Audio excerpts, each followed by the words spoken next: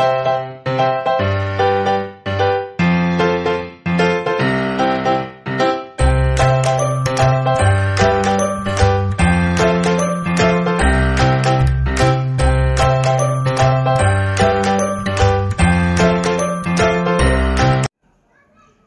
hello students, my name is Anil Sharma and I welcome you all to my YouTube channel। आपका ही बड़ा सा प्यारा channel है जिसमें मैं आपके लिए केमिस्ट्री की वीडियो लेक्चर्स लेके आता हूँ बढ़िया से, अच्छे से, एंट्रेंस लेवल से, बोर्ड लेवल से, आपके लिए जितना आसान हो सके उतना आसान बनाने की ट्राई कर रहा हूँ वीडियो लेक्चर्स, ठीक है।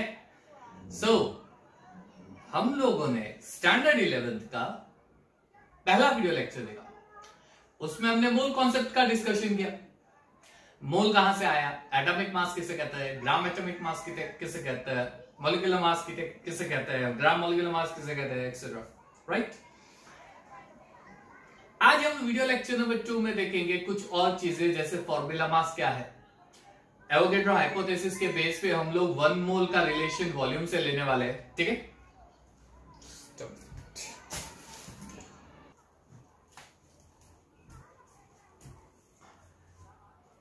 ओके, तो उसके अलावा हम लोग कुछ न्यूमेरिकल्स करेंगे एवरेज एटॉमिक मास को लेके, फिर मोल कॉन्सेप्ट के बेस पे न्यूमेरिकल्स करने वाले अच्छे से प्यारे से। तो बने रहिएगा मेरे साथ, मेरे ही वीडियो लेक्चर में आपको बहुत सारी चीजें मिल जाएगी जो आप ब्रांडेड इंस्टीट्यूट की बात करते हो और जो आप बात करते हो कि वहां पे उस तरह के सारे चीजें यहाँ पे मैं करने की ट्राई करूंगा, आपको बढ़िया से वीडियो लेक्चर्स में देने की ट्राई करूंगा। चलिए, so subscribe my YouTube channel, अगर आपने अभी तक सब्सक्राइब नहीं किया है तो ऑफ कोर्स लाइक बटन को क्लिक कीजिएगा if you like my video lecture. और हाँ, एक और चीज, कमेंट जरूर कीजिएगा अगर आपको मेरे वीडियो लेक्चर पसंद आते हो, कुछ ना कुछ आपको डाउट हो, कुछ प्रॉब्लम हो, कमेंट बॉक्स में जाके कमेंट कीजिएगा और बेल बटन को जरूर क्लिक कीजिएगा सो दैट मेरे वीडियो लेक्चर नए अपलोड होते ही आपको नोटिफिकेशन मिल जाएगा, ठीक है। तो आज के वीडियो लेक्चर में हम लोग क्या करने वाले हैं, हम लोग सीखने वाले हैं formula mass unit. We are going to discuss about formula mass and formula mass unit. पहली चीज क्लियर, ग्राम फॉर्मूला मास, ये चीज,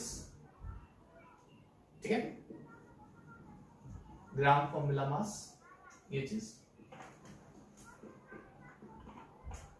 उसके अलावा हम लोग मोलर वॉल्यूम का कॉन्सेप्ट करेंगे, एवोगैड्रो हाइपोथेसिस से related, and then we will do numerical based on average atomic mass. As well as हम लोग एक और चीज करेंगे, मोल कॉन्सेप्ट का यूज करके हम लोग डिफरेंट वैल्यूज फाइंड कर सकते हैं। तो मोल कॉन्सेप्ट से रिलेटेड हम लोग एक चार्ट सीखने वाले हैं जिसका यूज करके हम लोग बहुत सारे क्वेश्चन सॉल्व कर सकते हैं।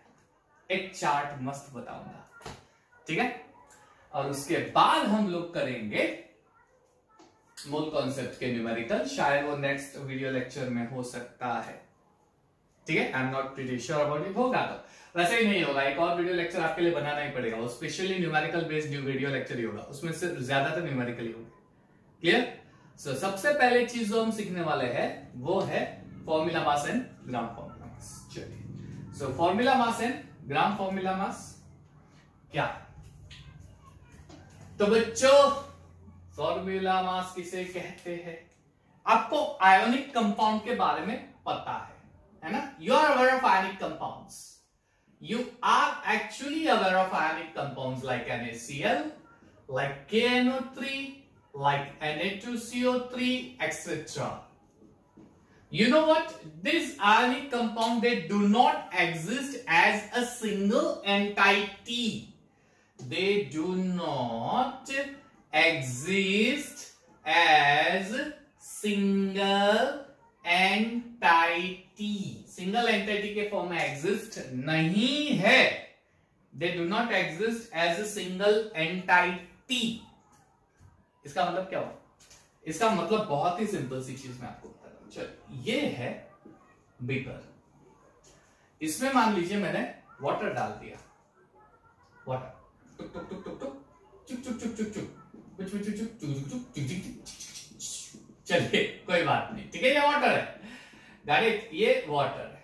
अब एक्चुअली दिखता लिक्विड है, लेकिन उसमें होता क्या है, वाटर एक सिंगल एंटाइटी के फॉर्म में प्रेजेंट है, उसके साथ एक दूसरा वाटर हाइड्रोजन बॉन्डिंग के फॉर्म में प्रेजेंट होता है, एक्सेट्रा एक्सेट्रा, है ना, सिंगल एंटाइटी।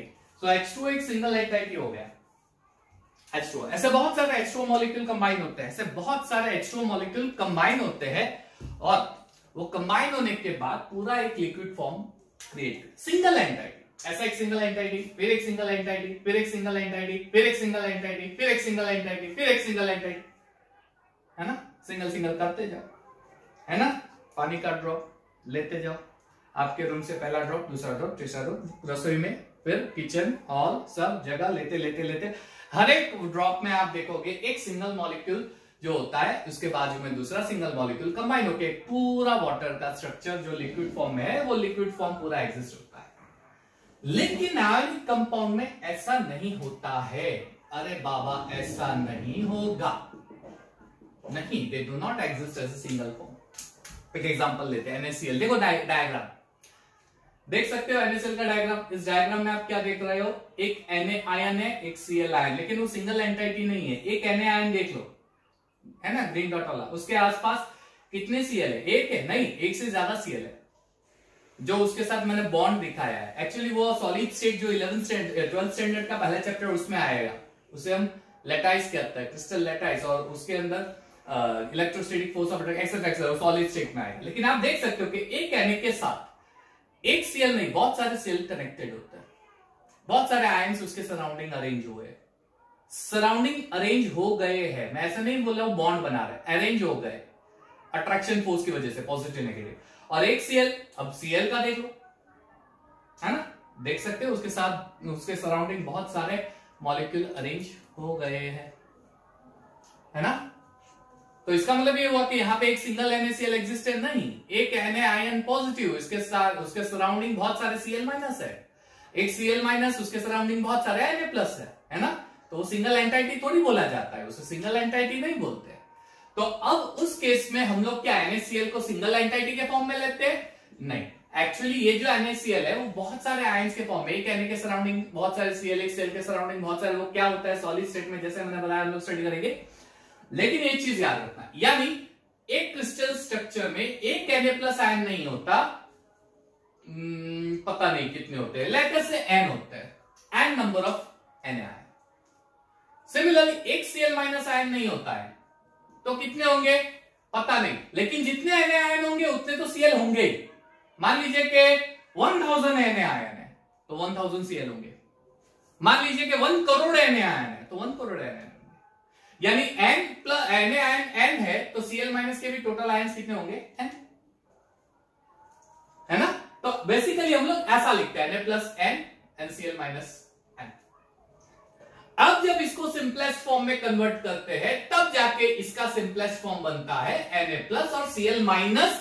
ये सिंपलेस्ट फॉर्म है, ये सिंपलेस्ट फॉर्म है जिसे हम बोलते हैं formula unit, one formula unit. ये है वन सिंगल फॉर्मूला यूनिट। जैसा मैंने बताया है, मान लीजिए कि 100 Na है, 100 Cl होंगे, जितने Na होते हैं उतनी Cl होते हैं, जितने Na, ऐसे बहुत सारे सभी में ऐसा ही कुछ है। तो जितने Na होते हैं उतने Cl होते हैं, तो अब 100 Na है तो 100 Cl होंगे। अब इसको जब मैं सिंपलेस्ट फॉर्म में कन्वर्ट करूंगा तो एक Na और एक Cl होता है, यानी NaCl, इसे हम बोलते हैं फॉर्मूला यूनिट। अब मैं सिंपलेस्ट फॉर्म की जो फॉर्मूला जो मुझे मिली है सिंपलेस्ट फॉर्म, उसका जो मैं मास फाइंड करूंगा वो होगा ग्राम फॉर्मूला मास या फॉर्मूला मास। जैसे Na प्लस है, Cl minus simplest form, Na plus का एटॉमिक मास होता है 23 और Cl का होता है 35.5, टोटल हो गए 58.5 formula mass. This is your mass, unified mass, ठीक है, 58.5। तो ये क्या हो गया? ये हो गया फॉर्मूला मास ऑफ NaCl।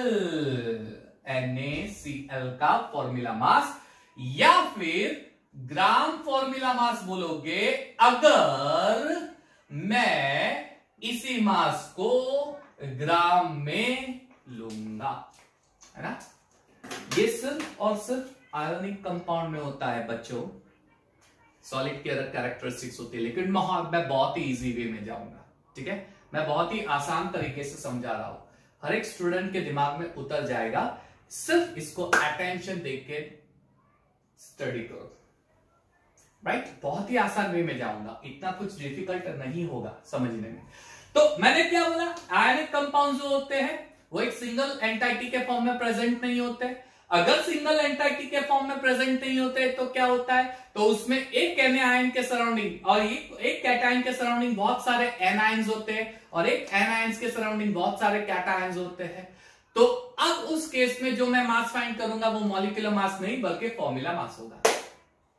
ये आयोनिक कंपाउंड है, क्लियर। करना कुछ नहीं है, वो जो आयोनिक कंपाउंड मुझे मिला है उसमें टोटल पॉजिटिव आयन कितना है, टोटल नेगेटिव आयन कितने हैं, उसका सिंपलेस्ट फॉर्म बना दो। अब जो मुझे उसका सिंपलेस्ट फॉर्म मिला है उस सिंपलेस्ट फॉर्म का मास फाइंड करो, उस सिंपलेस्ट फॉर्म का जो मास होगा वो होगा फॉर्मूला मास। अगर ग्राम में रिप्रेजेंट करेंगे तो ग्राम फॉर्मूला मास। कितना आसान है, बहुत आसान है, नथिंग दाड़ मारी क्या, इज देयर एनीथिंग दाड़ मारी? नो सर, इट्स नथिंग दाड़ मारी, है ना। यस तो कोई भी ले लो, KNO3 ऐसे ही होगा। KNO3 एक सिंगल फॉर्म में, एक के आसपास एक NO3 होता नहीं, बहुत सारे NO3 होते हैं। सिमिलरली एक NO3 के आसपास बहुत सारे। तो अब करना क्या है, टोटल के ion, total NO3 ion find करो, उसका सिंपलेस्ट फॉर्म बनाओ, उसके सिंपलेस्ट फॉर्म को अब मैं वन फॉर्मूला मास यूनिट बोलूंगा, और उस वन फॉर्मूला मास यूनिट का जो आएगा मास वो होगा आपका फॉर्मूला मास या ग्राम फॉर्मूला मास। समझ में आ गया, फॉर्मूला मास ग्राम फॉर्मूला मास। ये सिर्फ और सिर्फ आयनिक कंपाउंड के लिए होगा, सिर्फ और सिर्फ आयनिक कंपाउंड के लिए होगा, ठीक है। यस चलिए, रजनी देवा कोकोनट में लहसुन लाके और मूड बना के, चलिए ऑल रजनी फ्रेंड्स देखिए यहाँ पे नेक्स्ट ये हो गया फॉर्मूला मास, ग्राम फॉर्मूला मास। तो हमने एटॉमिक मास देखा प्रीवियस लेक्चर में, प्रीवियस वीडियो में ग्राम एटॉमिक मास देखा, मॉलिक्यूलर मास देखा प्रीवियस वीडियो लेक्चर में, ग्राम फॉर्मूला मास देखा। सिमिलरली हमने ग्राम मॉलिक्यूलर मास और मॉलिक्यूलर मास, अब फॉर्मूला मास और ग्राम फॉर्मूला मास। अब हम बात करने वाले हैं बहुत ही प्यारी सी चीज की, वो है molar volume. Molar volume, molar volume. Molar volume क्या है, व्हाट इज मोलर वॉल्यूम? तो एक साइंटिस्ट था एमिडियो एवोगैड्रो। उसने अपने एक्सपेरिमेंटल रिसर्च से एक स्टेटमेंट दिया था, उसने एक एक्सपेरिमेंटल रिजल्ट से एक स्टेटमेंट दिया था जिसे हम एवोगैड्रो हाइपोथेसिस बोलते हैं। वो एवोगैड्रो हाइपोथेसिस होता क्या है? एवोगैड्रो हाइपोथेसिस होता क्या है? It is equal volume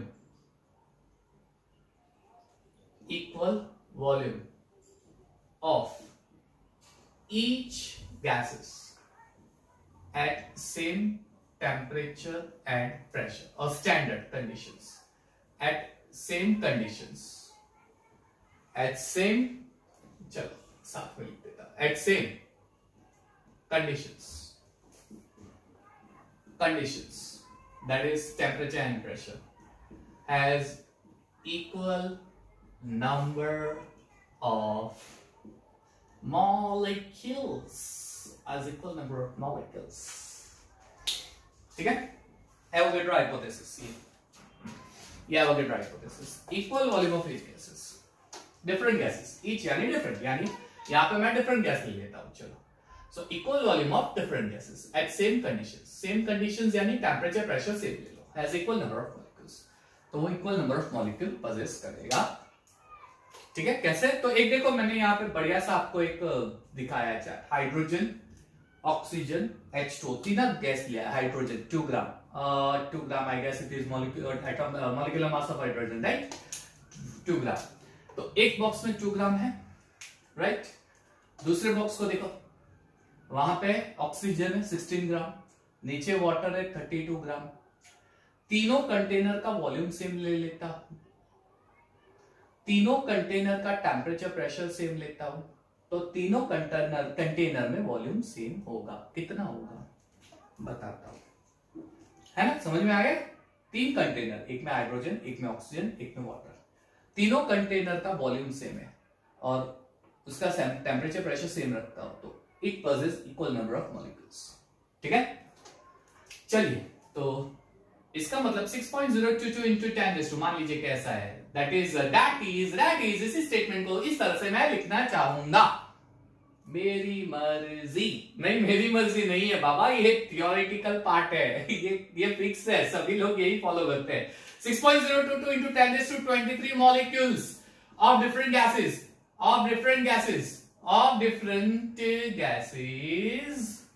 at STP. What is STP? STP यानी स्टैंडर्ड टेम्परेचर जो है 0 डिग्री सेल्सियस एंड प्रेशर जो है 1.01 बार प्रेशर।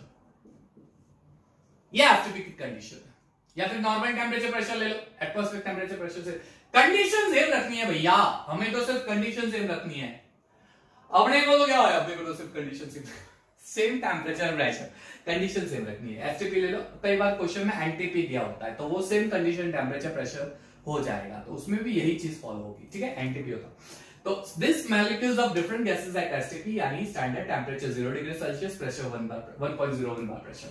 तो इस स्टैंडर्ड टेम्परेचर और प्रेशर जो गैसेस होते हैं, उस गैसेस का वॉल्यूम जो होता है वो सेम होता है, contains same volume.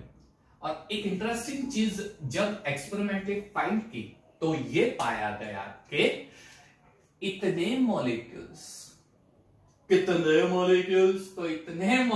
Different gases के इस टेम्परेचर और प्रेशर पे सेम वॉल्यूम होता है। और एक्सपेरिमेंटली ये पाया गया कि ये वॉल्यूम फिक्स 22.4 लीटर ही होता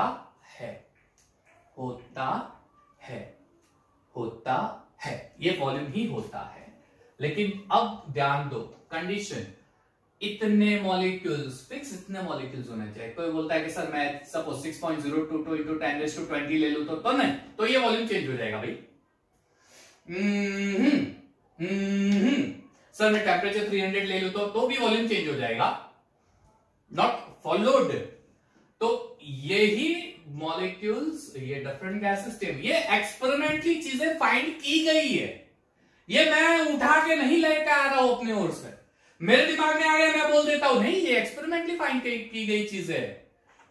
ठीक है, और एक्सपेरिमेंटली जो मिलता है वो फिक्स ही होता है, 22.4 लीटर, ये फिक्स। और ये जो वॉल्यूम होता है इसे हम बोलते हैं मोलार वॉल्यूम। ठीक है, 22.4 लीटर, ये चीज याद रखना।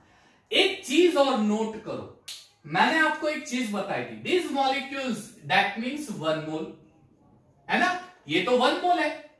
Avogadro number 6.022 into 10⁻23 is Avogadro number 1 मोल। तो मैं ऐसे भी तो बोल सकता हूं 1 mole of different gases at STP contain same volume, that is this one. यानी 1 मोल गैस अगर कोई भी लूंगा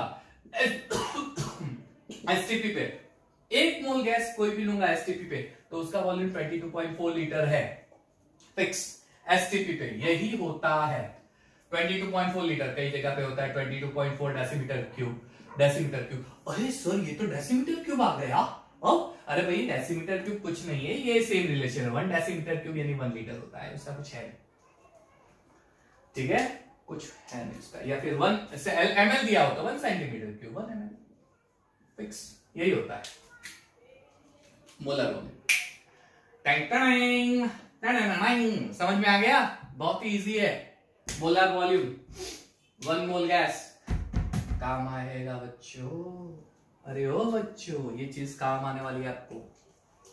ठीक है, ये चीज आपको बहुत ही काम आने वाली है, याद रखना। ठीक है, यानी अब मैं अगर थोड़ी मेहनत करूं, पूरे मोल को समेट लूं, पूरे मोल कॉन्सेप्ट के कॉन्सेप्ट के फॉर्म को एक ही चार्ट में लेके आ जाऊं, समेट के लेके आ जाऊं, तो मैं कैसे समेटूंगा, कैसे समेटूंगा सर, कैसे समेटूंगा, कैसे? चलो 1 मोल एक ही चार्ट में पूरा, एक ही चार्ट में पूरा 1 मोल, एक ही चार्ट में 1 मोल, ठीक है, एक ही चार्ट में 1 मोल, एक ही चार्ट में कैसे हुआ?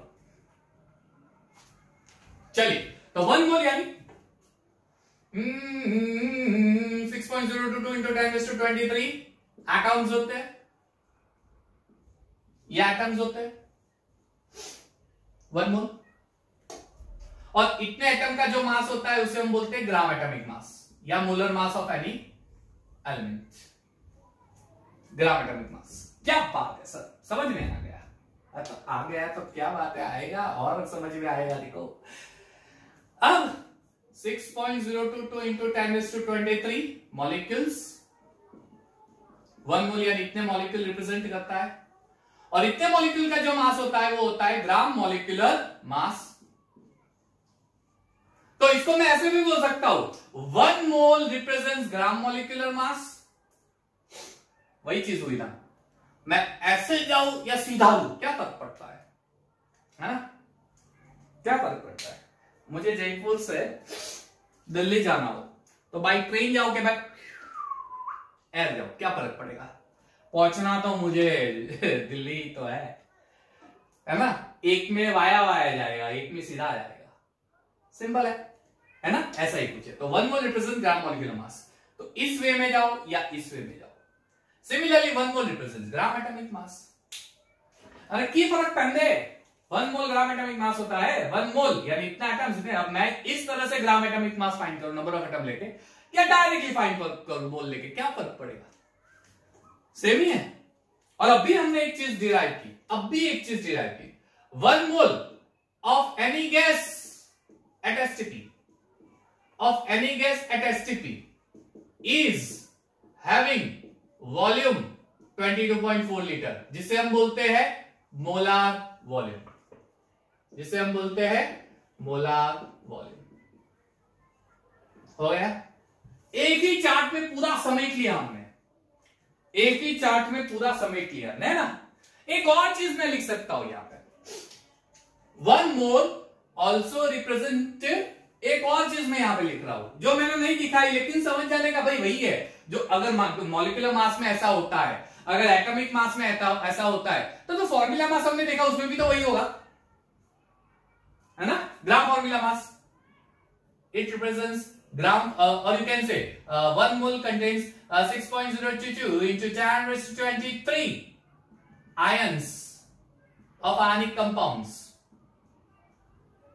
और ये जितने आयंस होते हैं उसका जो मास होता है वो होता है ग्राम फॉर्मूला मास, वो होता है ग्राम फॉर्मूला मास। वही चीज हो गई, यानी जो ग्राम एटॉमिक मास है, यानी वही वापस 1 मोल जो होता है वो ग्राम फॉर्मूला, यानी डायरेक्ट रिलेशन लेके भी फाइंड कर सकते हो, it's 1 and same, nothing दड़मरी। 1 mole also represents the number of electron proton, यानी 1 मोल 6.022 into 10⁻23 फंडामेंटल पार्टिकल्स, ये भी रिप्रेजेंट करता है। एक चार्ट में सारी चीजें आ गई। इसको एक्चुअली थोड़ा और अच्छे से कर सकते थे, वो आप कर लेना, इसको करना कुछ नहीं, थोड़ा इसका ऐसे और इसको तो कर दो, तो एक ऐसे 2 ब्रांच बन जाएगी, बढ़िया सी ब्रांच बन जाएगी, है ना? तो बढ़िया सा आप चार्ट बना सकते हो। ये पूरा मोल का कॉन्सेप्ट एक चार्ट में। सर मजा आ गया। अरे आपको क्या, मुझे भी मजा आए, है ना? सटाक चटाक पटाक, हो गया गुड। चलो, तो ये पूरा मोल कॉन्सेप्ट एक चार्ट में, ठीक है बच्चों? इरेज कर दे, कर दो, चलिए इरेज कर देता हूं। Now what are we going, numericals based on mole concept हम लोग स्टार्ट कर रहे हैं, ठीक है? Numericals based on mole concept हम लोग स्टार्ट कर रहे हैं। नाउ सबसे पहला जो हम न्यूमेरिकल करने वाले हैं वो बेस्ड ऑन एवरेज एटॉमिक मास, उसकी थोड़ी हिंट दे देता हूं। आज सिर्फ इतना, वो जो लास्ट मैंने 4 पॉइंट दिखाए थे स्टार्टिंग में ना, पहले क्या बोलते हैं उसको, फॉर्मूला मास किया, फिर मोलर वॉल्यूम किया, एवरेज एटॉमिक मास, और लास्ट में मैंने बोला था मोल कॉन्सेप्ट का चार्ट। तो मोल कॉन्सेप्ट का चार्ट आ गया, ठीक है, वो पहले ही करा दिया। अब न्यूमेरिकल पे जाते हैं। एवरेज एटॉमिक मास, ये मैंने क्यों यूज किया वर्ड, पहले तो ये समझने जैसी चीज है। Why I have used this one? Why I have used this one? है ना? चलिए, एक घर में एक बच्चा हो सकता है, या एक से ज्यादा बच्चे भी हो सकते हैं, है ना? 2 भाई बहन, एक भाई एक बहन, 3, 2 भाई एक बहन, 2 बहन एक भाई, है ना? तीनों बहन तीनों भाई हो सकते हैं ना? केमिस्ट्री की टर्म्स में एलिमेंट और एटम्स के एक ही फॉर्म में डिफरेंट जो फॉर्म्स एग्जिस्ट होते हैं, एक के भाई बहन ऐसे बोल सकते हैं, आइसोटॉप्स, उसे हम बोलेंगे आइसोटॉप्स। एक एलिमेंट जो होता है, उस एलिमेंट के डिफरेंट फॉर्म्स होते हैं। अब डिफरेंट फॉर्म्स जब मैं बोलता हूं तब बहुत सारे स्टूडेंट कंफ्यूज हो जाते हैं। क्यों? जब मैं डिफरेंट फॉर्म्स बोलता हूं तब वहां पे जो 2 चीजें आती है, एक आता है एलोट्रॉप्स और एक होता है आइसोटॉप्स। मैं बात कर रहा हूं आइसोटॉप्स की, एलोट्रॉप्स हम लोग अभी नहीं करेंगे, ठीक है? First of all isotopes. Isotopes का मतलब ये हो गया कि एक ही खानदान के बहुत सारे वारिस, एक ही खानदान के बहुत सारे वारिस। जैसे ऑक्सीजन पूरा खानदान है, उसके 3 वारिस है। ऑक्सीजन एक है ऑक्सीजन 16 एटॉमिक मास, एक है ऑक्सीजन 17 एटॉमिक मास, एक है ऑक्सीजन 18 एटॉमिक मास, ठीक है? ऑक्सीजन, हाँ, एक ही, ये खानदान एक ही है, यानी एटॉमिक नंबर सेम होगा, 8, 8 और 8, एक ही खानदान यानी एटॉमिक नंबर, डिफरेंट वारिस यानी एटॉमिक मास, ठीक है? तो एटॉमिक नंबर हो गया खानदान और ये हो गया वारिस, हो गया, इसे आइसोटॉप्स बोलते हैं। So what are isotopes? Isotopes यानी same atomic mass, sorry atomic number. Oh sir आप गलती कर रहे हो, मुझे पता है बच्चों, same atomic number different atomic mass और डिफरेंट मास नंबर। जैसे कार्बन है तो पहले सिर्फ एक ही था, कार्बन 12, हमें एक ही चीज पता थी, कार्बन 12, तो बाद में पता चला कि भाई कार्बन का 13 फॉर्म भी आता है और कार्बन का 14, लेकिन ये बहुत ही कम प्रोपोर्शन में होता है। तो ये आइसोटॉप्स होता है। ये मैं क्यों पढ़ा रहा हूं? जो मैं पढ़ाता उसके पीछे कुछ ना कुछ लॉजिक तो होता ही है, होता ही है बाबा, अरे बाबा होता ही है। जब मैं नेचर में ऑक्सीजन फाइंड करता हूं ना, तो ऑक्सीजन 16 मिलता है? नहीं, गलत। नेचर में जब भी कोई एलिमेंट मिलता है तो उसका एक फॉर्म नहीं मिलता, सारे फॉर्म मिलते हैं, यानी एक वारिस नहीं, तीनों वारिस होंगे, 16 भी होगा, 17 भी होगा, 18 भी होगा। यानी पूरे ऑक्सीजन का जो मास होगा वो सिर्फ एक वारिस की वजह से नहीं होगा, तीनों वारिस की वजह से होंगे। ऑक्सीजन 16, ऑक्सीजन 17, ऑक्सीजन 18, तीनों के वजह से पूरा मास होगा। नाउ इसका जो भी मास है, इसका जो भी मास है, इसका जो भी मास है, वो मास एटॉमिक मास होता है। 16 का जो भी होता है, 17 का जो भी होता है। मुझे सिर्फ ये देखना है कि इसका प्रोपोर्शन कितना है, इतना प्रोपोर्शन, इसका प्रोपोर्शन कितना होता है, इसका प्रोपोर्शन कितना होता है नेचर में, है ना?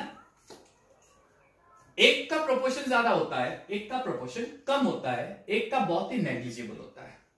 ये बेसिकली आइसोटॉप का रूल है, एक का प्रोपोर्शन बहुत ही ज्यादा होता है, ठीक है? तो एज पर द प्रोपोर्शन कभी भी मुझे उस एटम का या फिर उस एलिमेंट का मास एग्जैक्ट होल नंबर नहीं मिलता।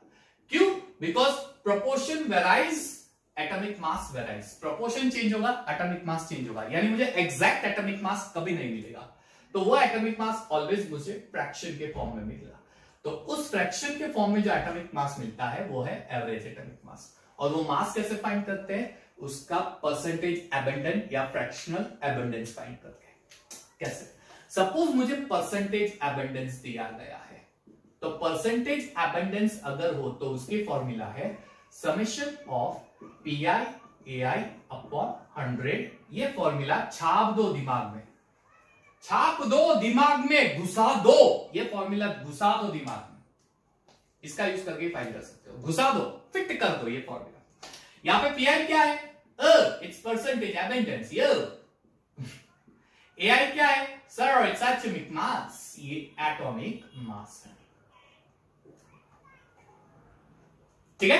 ये परसेंटेज एबंडेंस के हिसाब से, तो जैसे ऑक्सीजन मान लीजिए कि ऑक्सीजन 16 है, उसका सपोज के 68% है, ऑक्सीजन 70 है, सपोज के 17 है, सपोज के इसका 30% है, और ऑक्सीजन 18 का 2% है, मान लीजिए फर्स्ट एग्जांपल, ठीक है।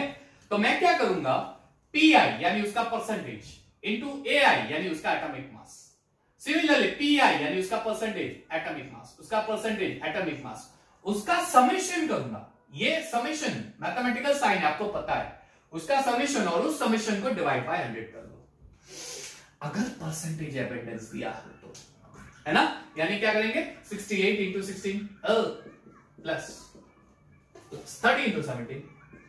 चलो चलो चलो आगे बढ़ो, 2 इंटू 18 डिवाइड बाय 100, ये हो जाएगा आपका एवरेज एटॉमिक मास।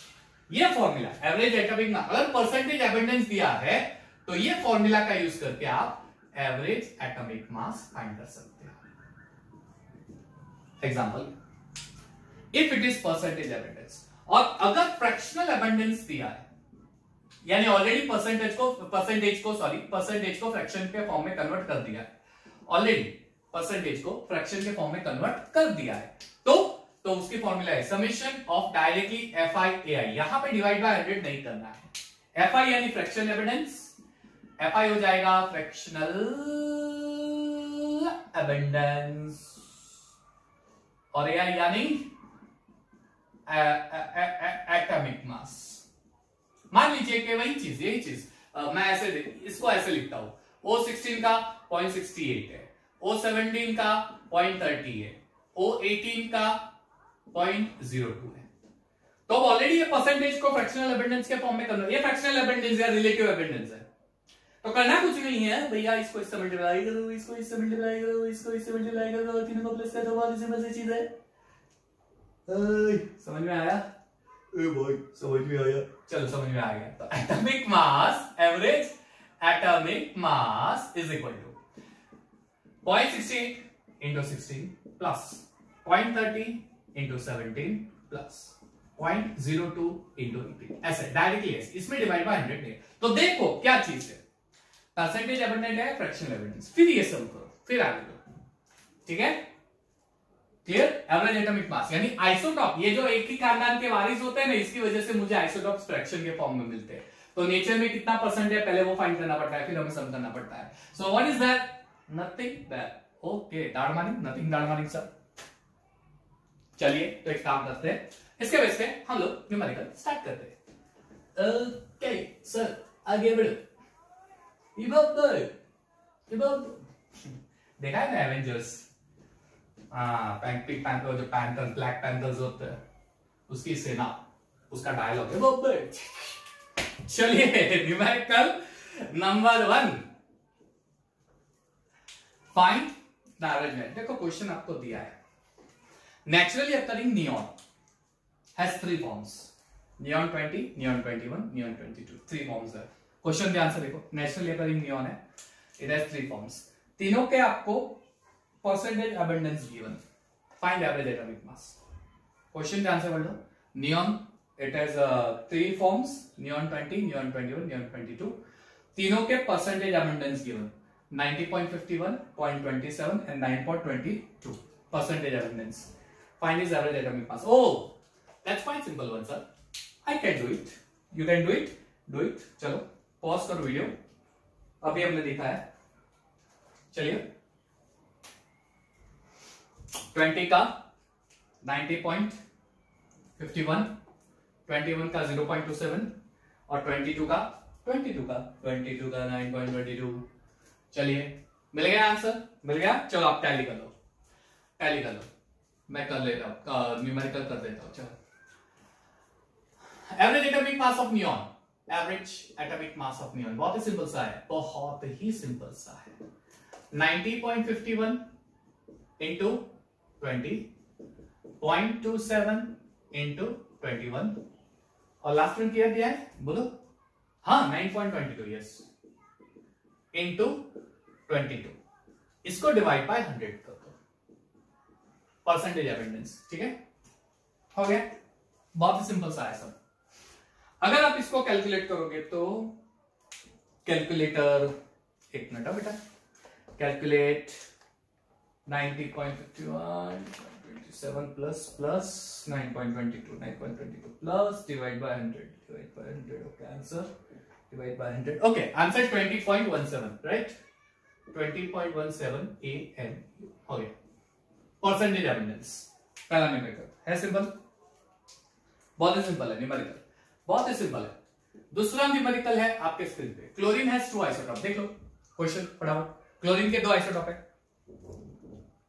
ठीक है, क्लोरीन के 2 आइसोटॉप है, क्लोरीन हैज 2 आइसोटॉप्स, दोनों आइसोटॉप्स का एटॉमिक मास दिया है 34.97 एंड 36.97। एक और चीज नोट करो, यहां पे परसेंटेज एबंडेंस नहीं है, यहां पे फ्रैक्शनल रिलेटिव एबंडेंस दिया गया है, एक का है 0.755, दूसरे का है 0.245, रिलेटिव एबंडेंस यानी फ्रैक्शनल एबंडेंस, तो उसमें डिवाइड बाय 100 नहीं, मल्टीप्लाई डायरेक्ट है ना। चलिए कर दो क्रॉस करके आंसर फटाफट, न्यूमेरिकल करो, 34.97 को 0.755 से मल्टीप्लाई करो, 36.97 को 0.245 से मल्टीप्लाई करो और फाइंड करो, हो गया, आंसर मिल गया। चलिए, तो average atomic mass, fractional abundance, average atomic mass of chlorine 0.755 multiplied by 34.97, 0.755 multiplied by 34.97 ये पहला, और 0.255 multiplied by 36.97, 0.255 multiplied by 36.97। चलो इसका एवरेज, जो इसको डिवाइड बाय 100 नहीं करना है, ये रिलेटिव है, परसेंटेज एबंडेंस नहीं है, ये रिलेटिव एबंडेंस है, फ्रैक्शनल एबंडेंस है। इसका जो आंसर आता है वो है क्या आएगा 0.755 मल्टीप्लाई बाय 34.97 ओके, ये 0.255 36.97 okay fine, plus this okay fine. चलो इसका आंसर 35.46 जितना आता है राइट, आई गेस आपका भी सेम आया होगा 35.46%। हो गया नंबर 2। अब number 3, number 3, boron has natural एकन, देख लो आपके स्क्रीन पे, बोरॉन हैज 2 नेचुरल एकन इन आइसोटॉप्स, ठीक है, वो नहीं दिया है, ये थोड़ा कॉम्प्लिकेटेड दे दिया मैंने, बोरॉन के 2 नेचुरल एकन आइसोटॉप है, वो मैंने आपको नहीं दिए कौन से, लेकिन आपको मैंने, अच्छा हाँ सॉरी, क्वेश्चन देखो, बोरॉन का 2 नेचुरल एकन है, हाँ एटॉमिक मास दिए उसके, लेकिन परसेंटेज एबंडेंस नहीं दिए, जो आपको फाइंड करना है, ठीक है, 10.01 पहला वाला है, उसका परसेंटेज एबंडेंस आपको फाइंड करना है, क्लियर, तो एक 10.01 है, एक 10.81 है। अच्छा उसका एवरेज भी मैंने आपको दे दिया है, क्वेश्चन देखो ध्यान से, एवरेज देख लो 10.81, एक 10.01, एक 11.01, उसका एवरेज 10.81 है, क्लियर, ओके। परसेंटेज एबंडेंस, तो मान लीजिए कि पहला जो बोरॉन है, बोरॉन 10.01 और दूसरा है बोरॉन 11.01, मान लीजिए इसका x है, x परसेंटेज है, तो ये क्या हो जाएगा 100 माइनस x, सिंपल सी चीज है ना। अब एवरेज एटॉमिक मास की फॉर्मूला यूज करता, एवरेज एटॉमिक मास की formula sigma pii divided by 100। Average atomic मास मैंने आपको दे दिया है 10.81, ठीक है, 10.81। चलो परसेंटेज, ये x है, इसका एटॉमिक मास 10.01, ये 100 माइनस x है, इसका एटॉमिक मास 11.01 डिवाइड बाय 100। अच्छा इसका सॉल्व आउट करके x की वैल्यू फाइंड करो, बताओ, सॉल्व करके वैल्यू फाइंड करके बताओ x की वैल्यू क्या आएगी, x यानी 10.01 का fractional abundance, percentage abundance, x की वैल्यू क्या आएगी बताओ, चलो क्विक हो गया। अब उस x का यूज करके आप 100 माइनस x करो तो आपको भी 11.01 का मिलेगा। चलिए आई गेस आपको आंसर मिल गया होगा, सॉल्व करो पॉज करके, हो गया पॉज करके सॉल्व, ओके फाइन। x का आंसर आएगा 20%, यानी यहां पे जो बोरॉन 10.01 है उसका आंसर आता है 20%, और जो बोरॉन 11.01 है 100 माइनस 20। आपको अप्रोक्सीमेट लेना है, मैंने एग्जैक्ट नहीं लिया, मैंने अप्रोक्सीमेट। ठीक है, हो गया सर। ठीक है, तो ये एवरेज एटॉमिक मास आइसोटॉप से रिलेटेड न्यूमेरिकल्स बच्चों।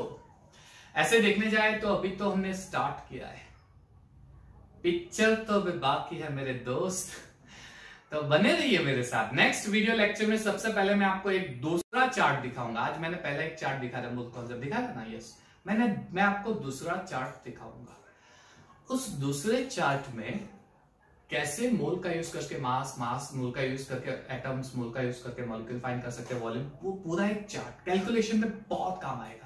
और फिर हम डायरेक्टली जंप करेंगे उसके बेस पे न्यूमेरिकल, यानी पूरा नेक्स्ट वीडियो लेक्चर में डेडिकेट कर दूंगा 11th स्टैंडर्ड के न्यूमेरिकल्स मोल कॉन्सेप्ट के बेस पे। ठीक है, till then keep watching my videos, और ढेर सारा आपका प्यार मुझे मिलता है, वो उसके लिए थैंक यू वेरी मच। और similarly I am there always for you, और सारे वीडियो लेक्चर्स मैं आपके लिए अपलोड करता रहूंगा। ठीक है, पूरे वीडियो लेक्चर्स यही नीट लेवल के होंगे। Till then thank you and have a nice day, stay safe, stay healthy, bye bye.